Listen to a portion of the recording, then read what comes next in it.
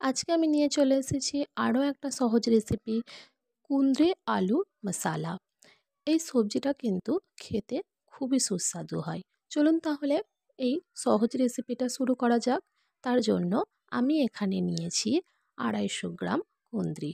এটাকে আমি খুব ভালো করে ধুয়ে জল ঝরিয়ে নিয়েছি এবং একটা কুঁদরিকে আমি 4 ভাগে ভাগ করে কেটে নিয়েছি।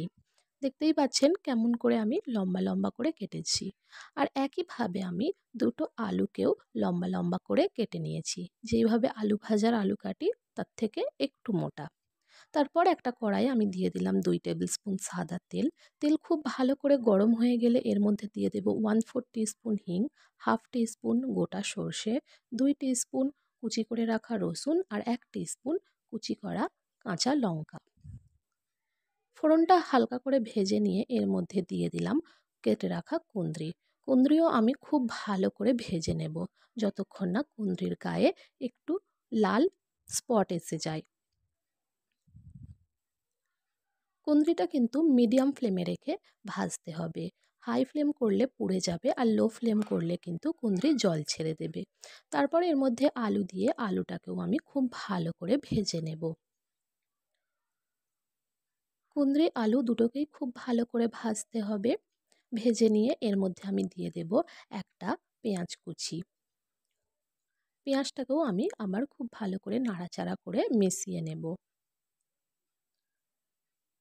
যখন পেঁয়াজ অনেকটাই সফট হয়ে যাবে তখন এর মধ্যে দিয়ে দেব কিছু গুঁড়ো মশলা, যার মধ্যে আছে 1/4 টিস্পুন হলুদ গুঁড়ো, 1/4 টিস্পুন জিরের গুঁড়ো, 1/2 টিস্পুন ধনের গুঁড়ো, 1/2 টিস্পুন লঙ্কার গুঁড়ো আর স্বাদ অনুযায়ী লবণ দিয়ে খুব ভালো করে আমি মশলাটাকে কষিয়ে নেব। সামান্য জল দিয়ে দিয়ে কিন্তু মশলাটাকে খুব ভালো করে কষিয়ে নিতে হবে। সামান্য জল দিয়ে মশলাটা খুব ভালো করে এখানে আমি কষিয়ে নিচ্ছি।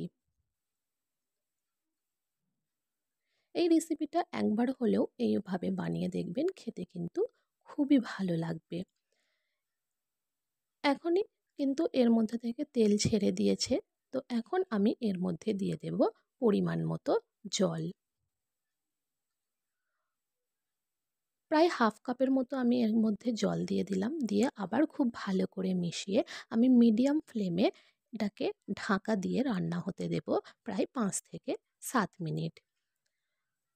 যেহেতু কুঁদরি আলুটাকে আমি আগে খুব ভালো করে ভেজে নিয়েছি, তখনই এরা কিন্তু অনেকটা সেদ্ধ হয়ে গেছিলো, তাই সিদ্ধ হতে বেশি সময় লাগবে না।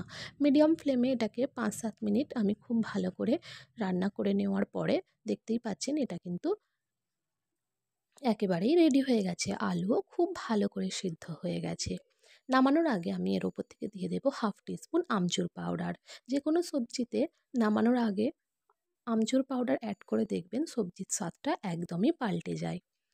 খুব ভালো করে নাড়াচাড়া করে এটাকেও আমি ঢাকা দিয়ে রেখে দেব 2 মিনিটের জন্য স্ট্যান্ডিং টাইমে। 2 মিনিট পর এটা আমি সার্ভ করে নেব। ভাত কিংবা রুটি দুটোর সঙ্গেই কিন্তু এই সবজিটা খাওয়া যায়। যদি আমার ভিডিও ভালো লেগে থাকে আমার চ্যানেলটা সাবস্ক্রাইব করবেন।